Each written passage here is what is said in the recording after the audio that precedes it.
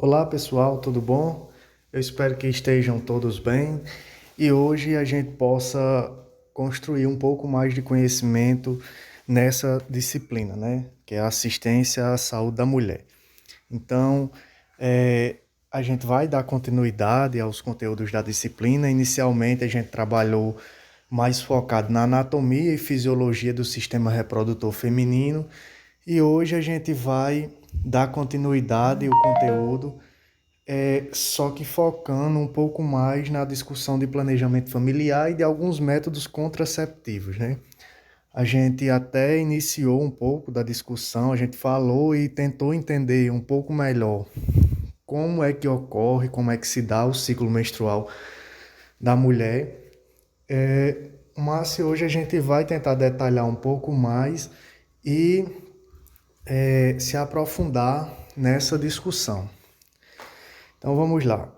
Para iniciar o conteúdo, a gente traz a importância da avaliação pré-concepcional, né? Ou a realização do planejamento familiar. Felizmente, na nossa realidade, ou no contexto da nossa sociedade, ou dos serviços na qual eu posso falar que eu estou inserido, a gente percebe que essa avaliação pré-concepcional, esse planejamento familiar, ele é muito negligenciado, né? Ele é muito deixado de lado. As pessoas procuram o serviço de saúde, às vezes, depois de ter, de repente, cometido algum erro no uso de algum anticoncepcional, após reações adversas a determinados anticoncepcionais, ou mesmo já após é, uma gravidez, né? Depois de ter engravidado, e aí procura o serviço para dar continuidade, e só após isso é que entende a importância dessa avaliação. Mas a gente entende, e o Ministério da Saúde, a Organização Mundial da Saúde, enfim, todos os órgãos e instituições que trabalham essa questão e entendem a importância desse contexto na saúde da mulher, explicitam a importância dessa avaliação ou desse planejamento familiar, que nada mais é do que aquela consulta inicial que é feito com essa mulher, né? Então, o que é que acontece com essa consulta? A consulta, ela é aquela que tem uma importância muito grande também de ser feita com o casal, e aí é outro ponto que eu trago para vocês, que na atualidade já é muito pouco realizada, e quando é realizada, geralmente é só a mulher que está presente, né? O homem acaba ficando distante dessas consultas. Mas, vamos lá, o ideal é que essa consulta seja realizada com o casal antes de uma gravidez, e aí essa consulta serve justamente para identificar fatores de risco ou doenças que possam alterar a evolução normal de uma futura gestação. Então é importante que, a partir do momento que se tem um relacionamento estável, é interessante fazer essa consulta, seja com um profissional de enfermagem ou mesmo com um médico, e aí possa se traçar, possa se fazer todo um processo de anamnese para identificar situações que podem deixar essa mulher mais susceptível ou vulnerável a alguma patologia que vá interferir numa gravidez futura, né? Então, é muito importante essa consulta, que é lá onde o enfermeiro, o médico vai questionar sobre históricos de doenças na família, como diabetes, hipertensão, históricos ligados à saúde reprodutora feminina, como históricos de gravidez anteriores, ou até mesmo na família histórico de gravidez gemelar, complicações de gravidez, enfim, tudo isso é realizado através dessa consulta inicial. E aí também essa consulta não serve somente para identificar esses fatores de risco numa gravidez futura, mas sim para identificar e saber orientar melhor o profissional a partir de ter em mão todas essas informações, de coletar todas essas informações. Ele vai construir um arsenal de informações que vão lhe ajudar a auxiliar na escolha de um método contraceptivo mais adequado. E aí esse método contraceptivo mais adequado, ele vai variar muito de mulher para mulher. E aí a gente vai falar um pouquinho mais, uma vez que a gente tem uma gama de métodos contraceptivos hoje em dia, E aí a escolha sempre ela vai partir do usuário, né, da paciente. Mas, enquanto profissionais, a gente tem que estar por dentro de todos esses métodos para a gente orientar direitinho e fazer com que essa escolha ela seja uma escolha mais consciente, né? Então, essa consulta, essa avaliação, ela deve ocorrer num contexto de escolha livre e informada, como eu já vinha falando para vocês, com incentivo especialmente à dupla proteção. Então, assim, a gente sempre vai incentivar, obviamente, um método contraceptivo que ele funcione não somente para evitar a gravidez, mas que ele funcione também para evitar as ISTs, né, as infecções sexualmente transmissíveis. E aí isso deve ser realizado através das consultas médicas, de enfermagem, deve ser também nas visitas domiciliares, seja do médico, enfermeiro, do técnico ou mesmo dos agentes de saúde.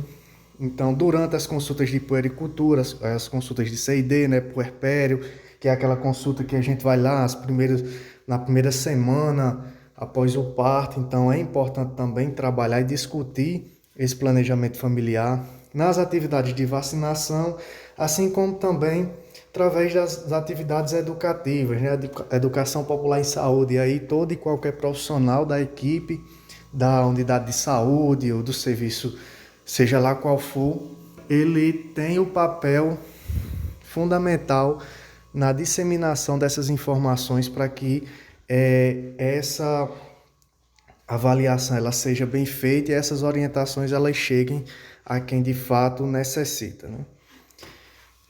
Adiantando um pouquinho, qual a importância desse planejamento familiar? Os estudos trazem que sendo bem feito essa consulta, essa avaliação, vai diminuir o número de gestações não desejadas e de abortamentos provocados. Isso é um fator importante e que já é trazido para a gente através da literatura, de estudos, de artigos, né?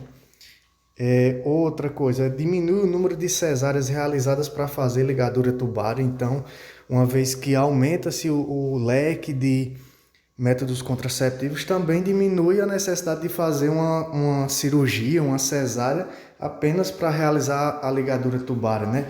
Tantas e tantas vezes na rotina do dia a dia, do trabalho, a gente já escutou a mulher dizer, não, eu engravidei agora para poder fazer a cesariana e ligar logo, né? Aproveitar para fazer ligação. Então, assim, hoje em dia, com o aumento dos números e as variações de métodos contraceptivos, diminuiu-se esse discurso, né? Então, mais um ponto positivo. Diminui o número de ligaduras tubárias por falta de opção e de acesso aos métodos anticoncepcionais, como eu já falei antes, por não ter tantos métodos assim, ou por essa informação não chegar a tantas pessoas, acabava que a escolha ficava sempre sendo essa mesmo, né? Mas hoje a gente tem mais possibilidades. Aumento no intervalo das gestações, né? Outra coisa que acontecia, principalmente se a gente for conversar com os nossos pais, nossos avós, a gente vai perceber que o número de gestações eram aumentadas e o intervalo entre elas era muito pequeno, né? Não existia esse uso de preservativos ou de outros métodos e acabava com que o intervalo fosse bem curto mesmo. Praticamente era terminando uma gravidez já iniciando outra. Então, hoje em dia também esse planejamento familiar ele favorece o aumento desse intervalo, né? E possibilita planejar a gravidez em mulheres adolescentes ou com patologias crônicas descompensadas, né? Como diabetes, cardiopatias, hipertensão, portadoras de HIV. Então, esse planejamento familiar, ele acontecendo de forma prévia e adequadamente, através das informações colhidas e possível identificação de alguma dessa patologia, tem como ser feito todo um planejamento, toda uma organização em torno dessa mulher, dessa futura gestante, para que essa gravidez ela ocorra da melhor forma possível, né? Então, a literatura, os estudos, eles mostram todos esses benefícios que o planejamento familiar, aquela avaliação pré-concepcional, ela tem trago para os serviços e para esses usuários. Vamos lá. Mas adiantando um pouquinho o conteúdo, a gente traz essa imagem aí só para revisar um pouquinho do que a gente já discutiu na aula anterior, que seria sobre esse ciclo menstrual, né? A gente vai lembrar um pouquinho da ação de alguns hormônios, como por exemplo no início do ciclo menstrual ali, né? Na fase folicular, aonde a gente tem a ação especialmente do FSH, né? Do hormônio folículo estimulante, fazendo com que esses folículos eles comecem a aumentar, de se desenvolver e amadurecer.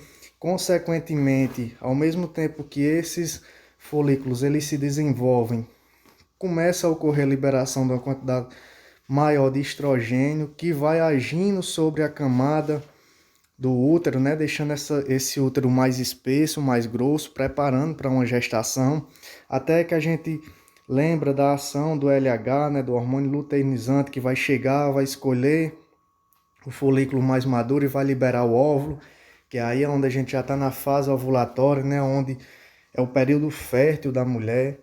E aí depois disso aí, o corpo lúteo, né, ou na verdade é aquele folículo que é deixado pelo óvulo, ele continua ativo no ovário, fazendo com que libere alguns outros hormônios, dentre eles a progesterona, né? E a progesterona ela vai agir junto com o estrogênio, aumentando ainda mais essa camada do útero, né? Deixando ele ainda mais espesso, para que, se houver a gravidez, ele já esteja preparado para receber esse óvulo, né? E não havendo a gravidez, vai acontecer aquilo que a gente já falou também anteriormente, né? O que que acontece? Esse corpo lúteo ele vai atrofiar. Com o atrofiamento, esses hormônios, o nível desses hormônios de estrogênio e progesterona vai cair bruscamente e aí vai ocorrer o que a gente chama de descamação ou menstruação, popularmente dito, né? Então a mulher vai menstruar. Caso ocorra a fecundação, o organismo vai começar a liberar um outro hormônio, que é o HCG, né? O hormônio da gravidez. E aí esse hormônio vai fazer com que esse corpo lúteo ele sobreviva por mais um certo tempo, mantendo os níveis de progesterona e estrogênio adequado, até que se haja a formação da placenta e, consequentemente, a gravidez ela possa avançar. Então, essa outra imagem também é a mesma discussão que a gente já fez anteriormente, mas só que ela traz mais detalhes, né? Você vê aí de várias formas, traz essa questão do ciclo ovárico, né? Traz também os hormônios da hipófise, que seria o LH e o FSH, e também o estrogênio e a progesterona, traz os momentos de pico desses hormônios, né?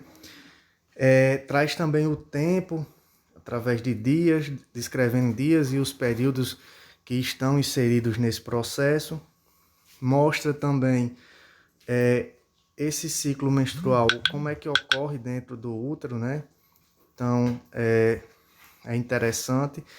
Enfim, essa outra imagem é só para que vocês possam recapitular e entender direitinho como ocorre esse processo. Mas eu acho que desde a aula passada já deve ter ficado entendido todo esse processo que envolve o ciclo menstrual.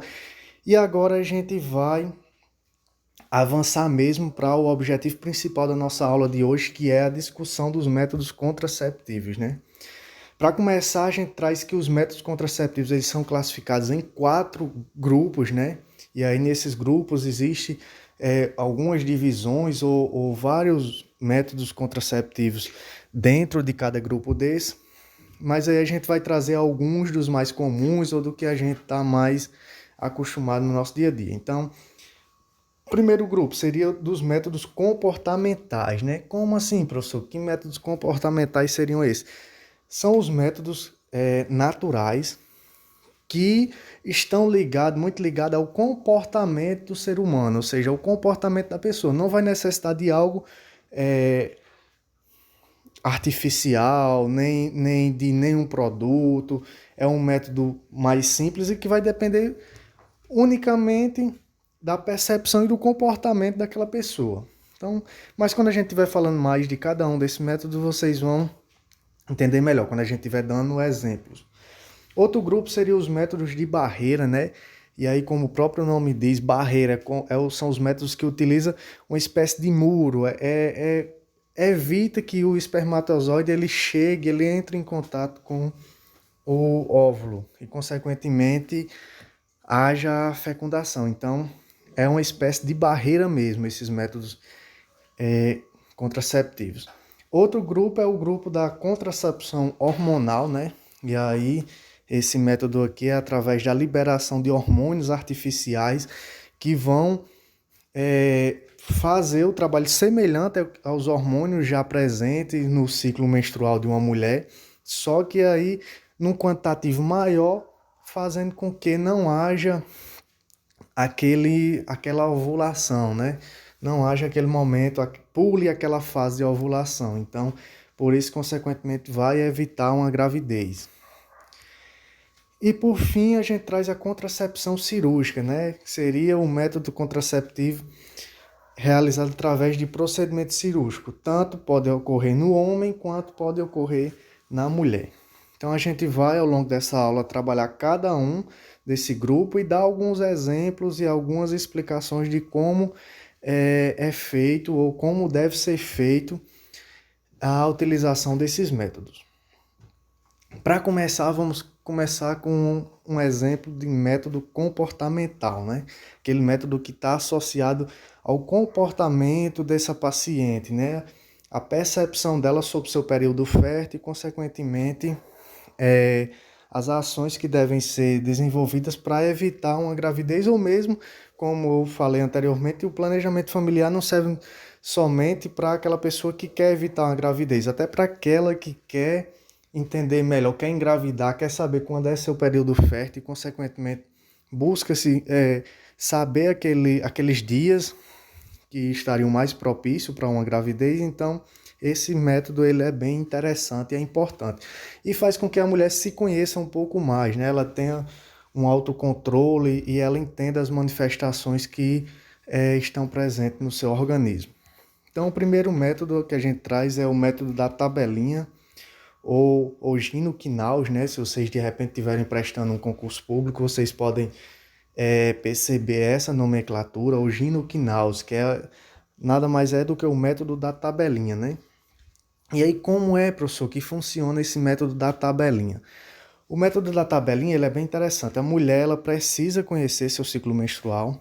Então, de antemão, numa consulta dessa, a gente vai orientar que essa mulher, se ela não tiver feito ainda, mas que ela comece a fazer a marcação dos dias que ela fica menstruada, para a gente entender a duração desse ciclo. Vocês viram na aula anterior que eu falei que um ciclo menstrual normal ele varia entre 25 e 35 dias, né? Uma média aí de 28 dias. No entanto, a gente, para fazer esse cálculo da tabelinha, a gente vai precisar ter uma média mais precisa disso aí. Então, a gente vai precisar que essa mulher tenha marcado por pelo menos 6 meses os dias de sua menstruação. E aí a gente vai ver, de acordo de um mês para outro, quantos dias levou, né? Quantos dias levou seu ciclo. E aí ela vai anotando. No primeiro mês foi 28, no segundo 30, no terceiro 33, no quarto 27. Enfim, ela vai fazer durante pelo menos 6 meses. E aí depois que ela chegar na consulta com essas tabelinhas feitas, com esses ciclos, a gente vai identificar, vai tirar o maior ciclo, ou seja, aquele que demorou mais, por exemplo, um ciclo que levou, em média aí, 32 dias. O maior ciclo, digamos, foi durante esses 6 meses que ela observou, foi o que demorou 32 dias. Lembrando que o ciclo menstrual é o quê? Ele inicia-se no primeiro dia da menstruação e ele vai até o início da próxima menstruação. Então, ele leva esse período. Então, vamos supor que o ciclo maior durante esses 6 meses dela foi 32 dias. E o menor foi de 27 dias. Então, a gente vai pegar esses dois, a gente esquece os demais, a gente vai pegar esses dois. Primeira coisa que deve ser feita, subtrair um do outro para saber se dá uma diferença menor que 10 dias, porque se der maior do que 10 dias, quer dizer que esse ciclo menstrual está muito irregular, então não é muito indicado fazer o uso desse método. Mas nessa diminuição, nessa subtração que a gente fizer aqui, vai dar uma diferença o quê? De 5 dias. Então, quer dizer que ela tem um ciclo, apesar de ter variado, ter mês que deu 27, outro 28, outro 29, outro 32, enfim, teve essas variações, mas o ciclo dela é razoavelmente regular. Então, ela pode fazer uso desse método. Vamos lá. Pegando o ciclo menstrual maior, que foi de 32 dias, e o menor, que foi de 27, agora a gente vai identificar qual é o período fértil dessa mulher. Então, qual seria o período fértil dessa mulher? A gente vai primeiro, isso é regra, certo? Vocês já anotem aí direitinho, porque vai ser preciso fazer esse cálculozinho. Então, para saber quando é que vai iniciar o período fértil dela, o período mais propício para uma gravidez, ela vai fazer o seguinte, ela vai pegar o ciclo menstrual menor, que seria o de 27 dias, e vai subtrair de 18. Ah, professor, por que 18? É regra, certo? A literatura já traz isso, é um cálculo que ele já foi estimado por pesquisadores, cientistas, então assim, não há o que se questionar. Pega o menor ciclo e subtrai de 18, certo? Na verdade, pega 18 e subtrai do maior ciclo. Então, 27, pegando esse exemplo que eu falei, 27, tirando 18, a gente vai ter o quê? A gente vai ter aí 9, né? Então, isso quer dizer o quê? A partir do 9º dia do ciclo menstrual, inicia-se o período fértil dessa mulher. Então, se ela menstruou no dia 2, então iniciou o ciclo menstrual no dia 2.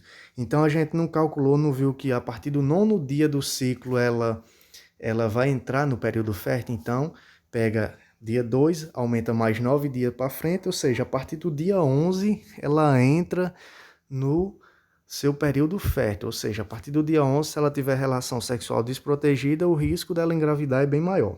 Ah, professor, então esse período fértil vai até quando? Então, como é que eu vou saber? Se iniciou aí, se é a partir do 9º dia. Pronto, agora a gente vai pegar aquele ciclo maior de 32 e a gente vai subtrair 11, certo? Professor, por que 11? Pela mesma questão do 18 que eu falei para vocês.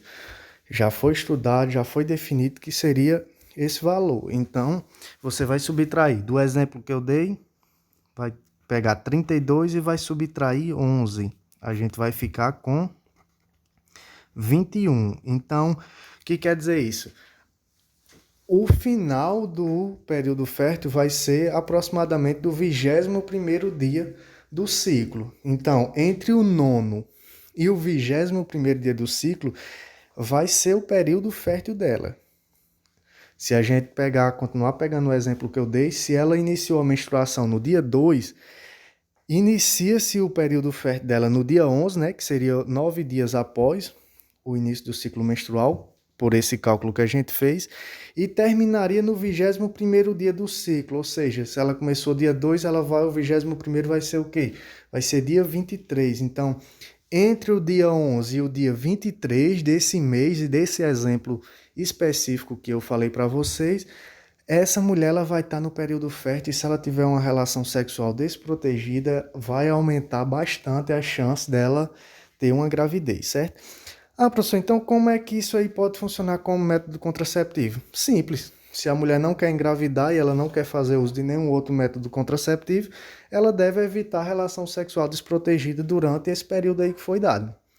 Fora isso, se ela tiver o desejo de engravidar, ela pode ter relação durante esse período. Então, professor, então se ela quer ter relação desprotegida e tal, e não quer engravidar, não quer evitar esse período fértil, é só ter relação sexual justamente nos dias em que não ficou como dias férteis, né? Então, no exemplo que a gente deu, ficou entre o 11º e o 23º dia. Então, esses outros dias restantes, os dias que ela pode ter relação sexual desprotegida sem grandes preocupações, né? As chances seriam mínimas de uma gravidez. Mas vamos lá, pessoal. Outro exemplo de método comportamental seria o muco cervical ou o método de Billings, né? E aí, professor, como é que funciona isso? Mais um daqueles métodos que tem a ver com o comportamento, com a percepção da mulher sobre o seu próprio corpo, né? E aí, os estudos mostram que no período infértil, ou logo no início do ciclo menstrual, o que é que acontece? Esse muco vaginal, aquele corrimentozinho, aquela lubrificação vaginal, a mulher vai perceber se ela tocar com os dedos, especialmente de manhã cedo, ela vai perceber que é mais seco e levemente leitoso, né? Então isso mostra que é um período infértil.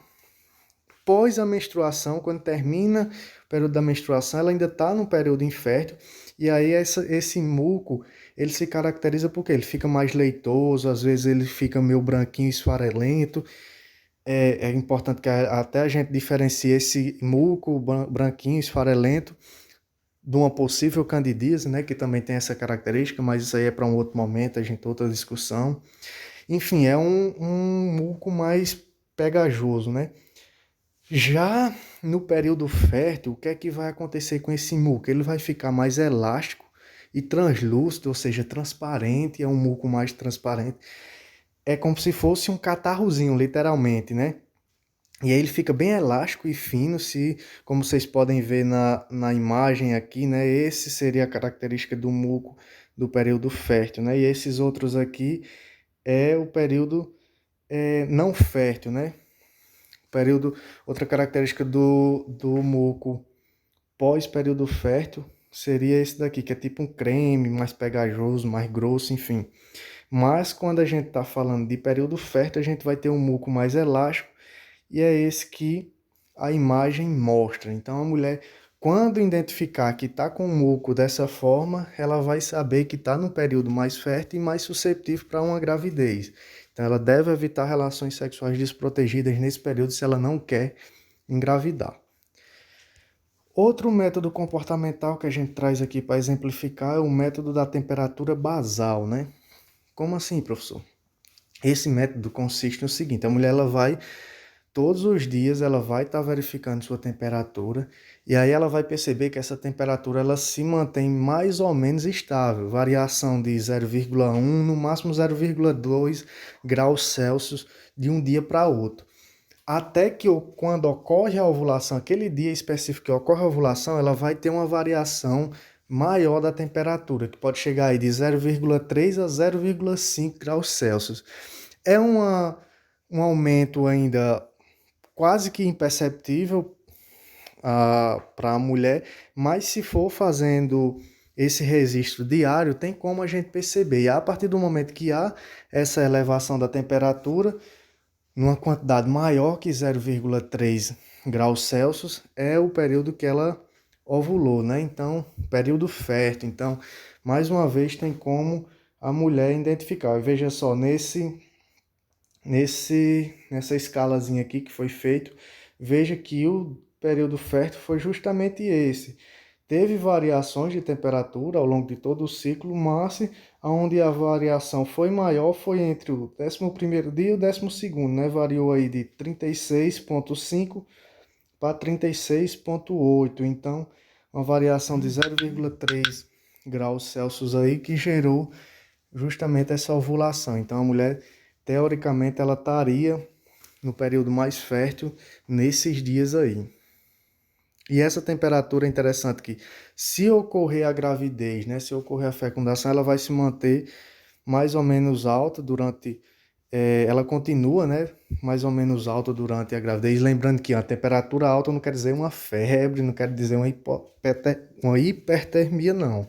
Certo? A gente está falando de um aumento irrelevante em termos patológicos, digamos assim, da temperatura, mas que é possível fazer essa identificação do ciclo menstrual da sua fase do período fértil, pois houve uma variação maior, certo? Então, é mais um método comportamental possível de ser feito. Por fim, para a gente discutir os métodos comportamentais, a gente traz aqui o coito interrompido, né? O coito interrompido nada mais é do que interromper o ato sexual no momento em que o parceiro ele vai ejacular, né? No momento do orgasmo. Então, assim, é um método comportamental muito arriscado, né?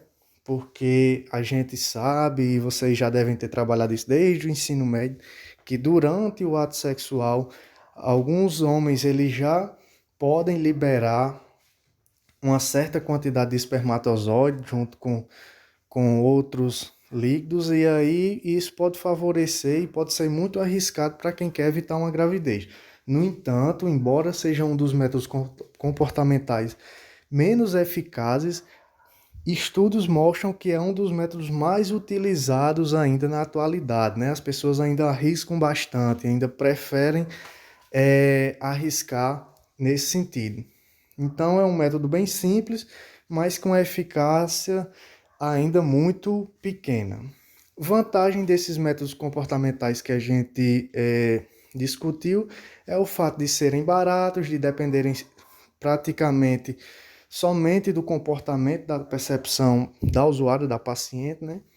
E aí não requer procedimentos invasivos, enfim, não mexe com o ciclo hormonal, como alguns outros métodos, enfim. É um método interessante, mas que deve ser muito bem estudado e muito bem orientado para que ele seja eficaz. Vamos lá, agora vamos falar de outro grupo de métodos contraceptivos, agora são os métodos de barreira, né? E aí, como eu falei para vocês, esse método ele consiste em utilizar instrumentos que formem uma espécie de barreira mesmo e evite que o espermatozoide entre em contato com o óvulo, né?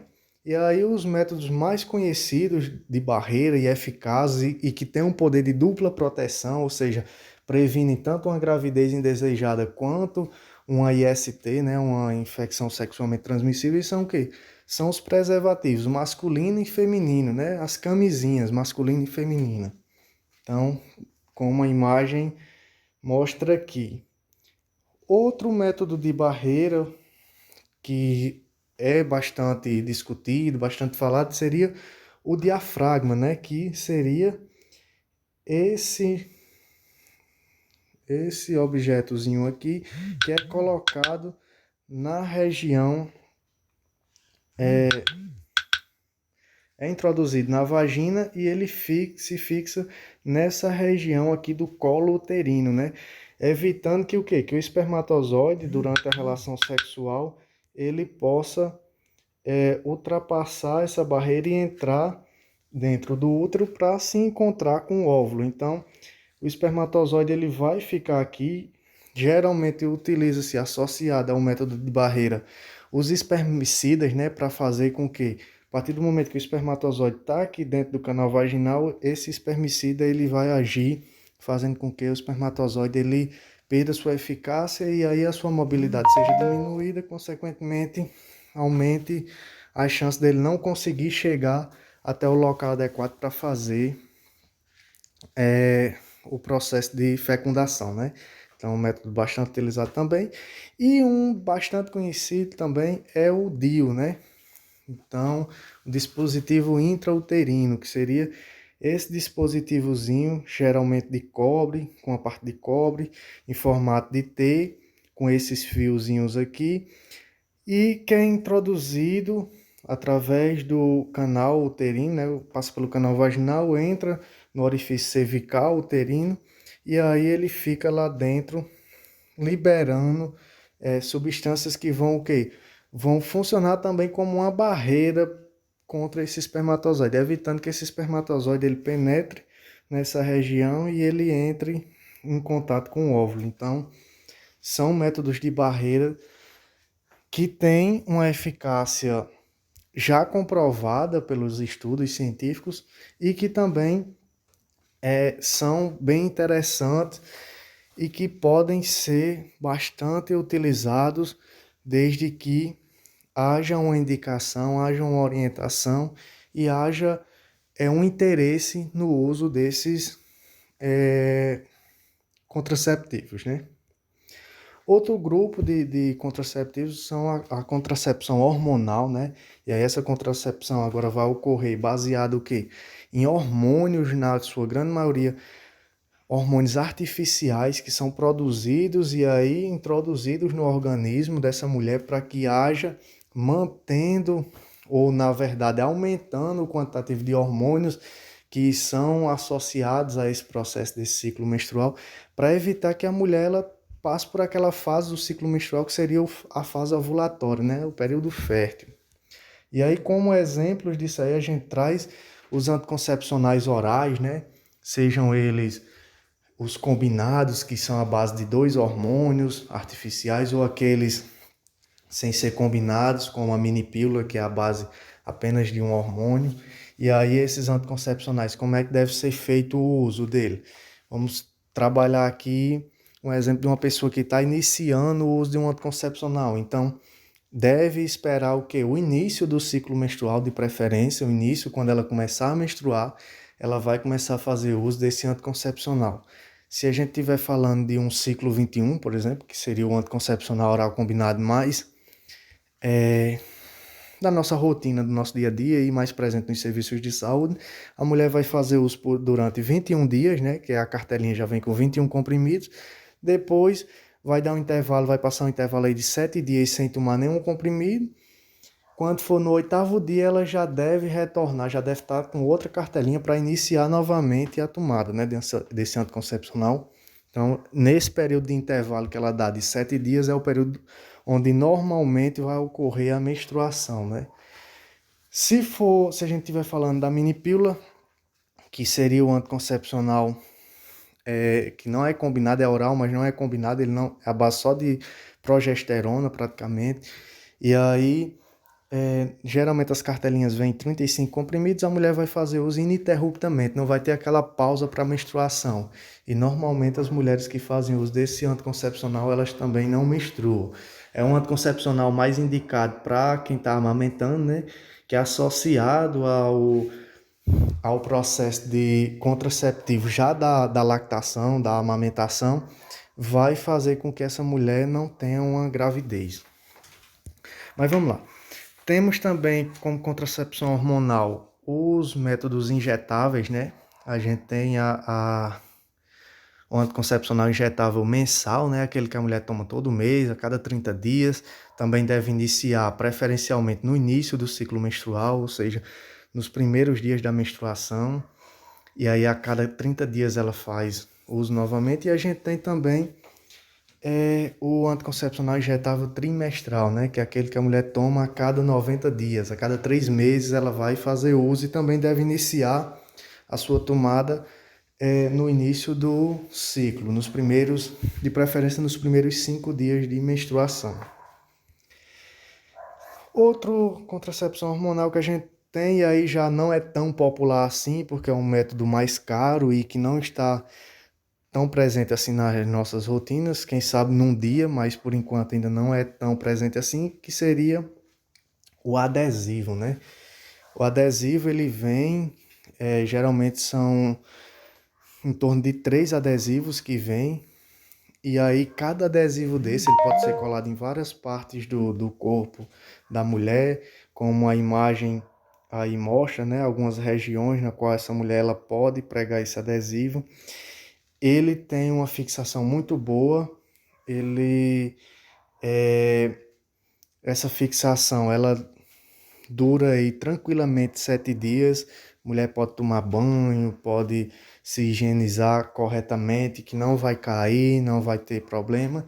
E aí funciona justamente dessa forma. Durante esses 7 dias, aquele adesivo ele vai ficar liberando uma quantidade de hormônio que vai ajudar a manter os níveis de progesterona e estrogênios lá em cima, evitando assim a ovulação. Então, a cada 7 dias é trocado esse adesivo. Depois, como eu disse a vocês, vem um pacotinho com 3 adesivos. Quando acaba esses 3, vai dar em torno de 21 dias. Então, ela vai estar um intervalo de 7 dias. Funciona como se fosse o anticoncepcional oral, né? Dá aquela pausa de 7 dias. No 8º dia já tem que estar fazendo uso novamente desse adesivo, né?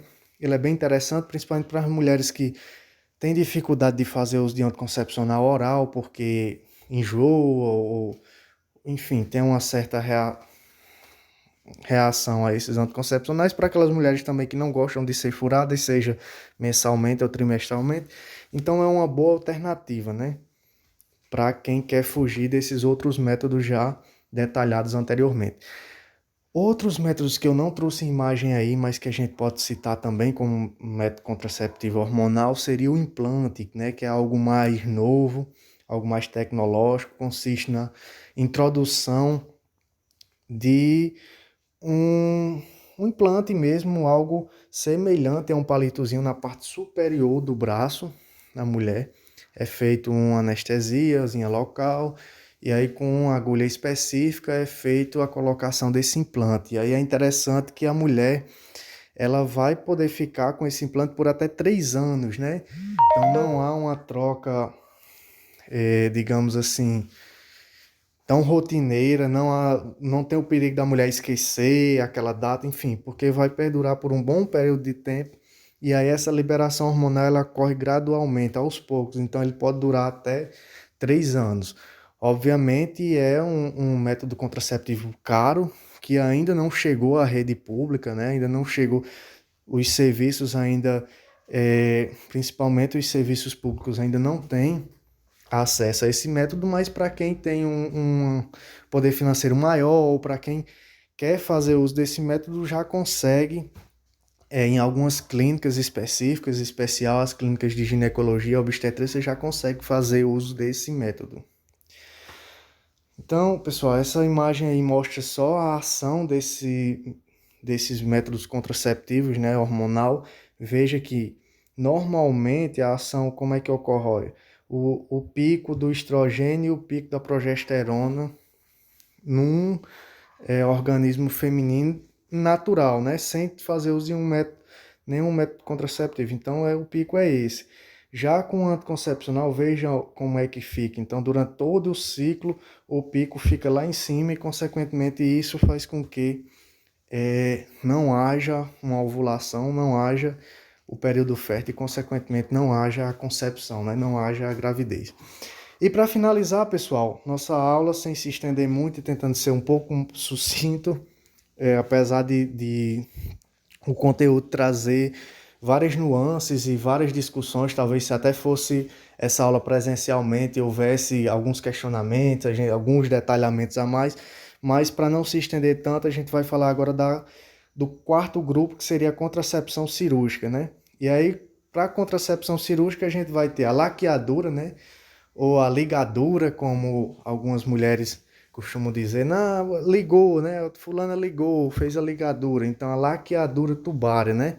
Que consiste no procedimento cirúrgico de fazer realmente um corte no trajeto aí da tuba uterina, né?